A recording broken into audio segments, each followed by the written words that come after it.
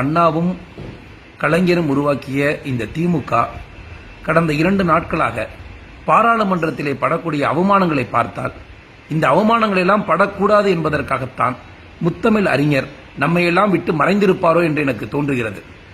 நேற்று லடாக் பகுதியை சார்ந்த ஜிம்மியாங்கிற ஒரு சின்ன பையன் சோட்டா பாய் கேவலப்படுத்துறான் திமுக எம்பிகளை. இதுக்கு மேல மானமுள்ள தமிழன், மானமுள்ள திமுக காரன் எப்படி வெக்கங்கட்டத்தனமா வாழ்றாங்கன்னு தெரியல. ஏன்னா தமிழ்நாட்டு ஊடகங்கள் இந்த செய்தியை சொல்ல மறந்திருக்கு. அந்த பையன் என்ன சொல்றாருன்னா, இந்த லடாக்குங்கிறது எங்க ஊர் பிரச்சனைடா, சுதந்திரம் நாங்க முடிஞ்சது, நீங்க சுதந்திரம் வாங்கின காலத்தில இருந்தே ஒரு பள்ளிக்கூடம் இல்லாம, ஒரு ஆஸ்பத்திரி இல்லாம, ஒரு மத்திய அரசுடைய எந்த துணையும் இல்லாமல் நாங்கள் பட்ட கஷ்டம் போதும், எங்களுக்கு தெரியும் எங்களுடைய கஷ்டம். இப்பதான் லடாக்கில் இருந்து தேர்வு செய்யப்பட்ட எம்பினா நீ ஊரை உட்கார்ந்துகிட்டு இந்த சிறுபான்மையினர் ஓட்டுக்காக ஏமாத்துற மாதிரி எங்களை ஏமாத்துறதுக்கு வேலையெல்லாம் வராத. தமிழ்நாட்டை சார்ந்த திமுகவினரே, உங்க வேலையை பார்த்துட்டு உங்க ஊர் மக்களை ஏமாத்துற வேலையை மட்டும் பாருங்க. எங்க ஊர் பிரச்சனை எங்களுக்கு தெரியும்.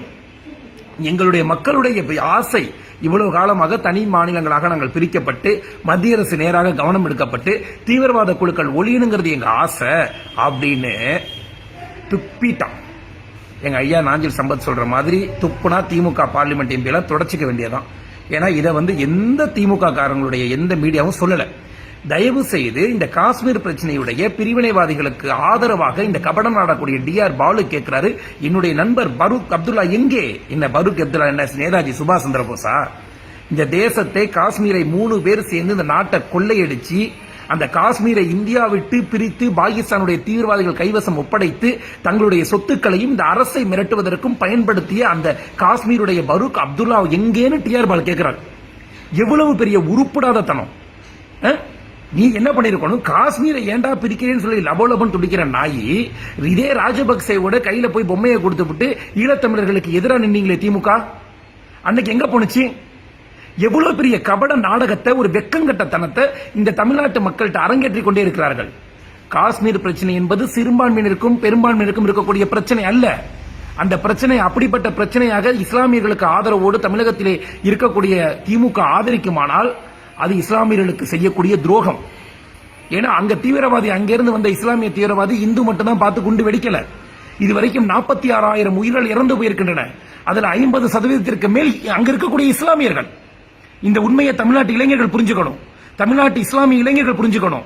தேவையில்லாத மூளைச்செலவின் அடிப்படையிலே திமுகவிற்கு பின்னால் நீங்கள் சென்றால் பாராளுமன்றத்திலே திமுக எப்படி அவமானப்படுகிறதோ அதுபோல அடுத்த காலகட்டத்திலே நபிகள் நாயகத்திடம் நீங்கள் பதில் சொல்ல வேண்டிய கட்டாயம் ஏற்படும். காஷ்மீரில் இருக்கக்கூடிய இந்திய இஸ்லாமியர்களுடைய பாவத்தை நீங்கள் சுமப்பதற்கு திமுகவிடமிருந்து பங்கு பெறக்கூடிய நிலைமை உண்டாகிவிடும்.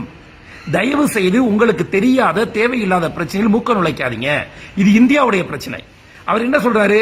சீனா வெளியுறவுத்துறை அமைச்சர் சொல்லும் போது எங்களுடைய மாண்புமிகு அமித்ஷாஜி ஒரு வார்த்தை சொன்னாரு, இது எங்க நாட்டு விவகாரம், இந்த நாட்டு விவகாரத்தில் நீங்க தலையிடாதீங்க. அதே மாதிரி நான் என்ன சொல்றேன், திமுக பாராளுமன்ற எம்பிகிட்ட, இது எங்க இந்திய தேச ஒற்றுமைக்கான விவகாரம். இந்த விவகாரத்தில் நீங்க உள்ள பூந்து இந்த நாட்டை பிரிவினை பண்றதுக்கும், அன்னைக்கு பாகிஸ்தான் காசை வாங்கிக்கிட்டு நீங்க தனியா கட்சி ஆரம்பிச்சீங்கன்னு உங்களை கம்யூனிஸ்ட் இருக்கக்கூடிய ஒரு தலைவர் சொன்னார். அது உண்மையா இருக்குமோங்கிற நம்பிக்கை எங்களுக்கு இப்பதான் ஏற்படுது. இது எங்க நாட்டுடைய தேச பிரச்சனை. எங்கள் இந்தியர்கள் ஒவ்வொருவரும் இந்தியனாக இருந்து ஒன்றுபட்ட காஷ்மீருக்காக, இந்திய காஷ்மீருக்காக நாங்கள் போராடி கொண்டிருக்கிறோம். எங்களுடைய ஆக்கிரமிப்புகளை பாகிஸ்தானாக இருந்தாலும் சரி, சீனாவாக இருந்தாலும் சரி, அதை பிடுங்கி இந்தியாவின் தலைப்பாகையில் சேர்ப்பதுதான் இந்தியனாகிய ஒவ்வொருவருக்கும் அது பெருமை.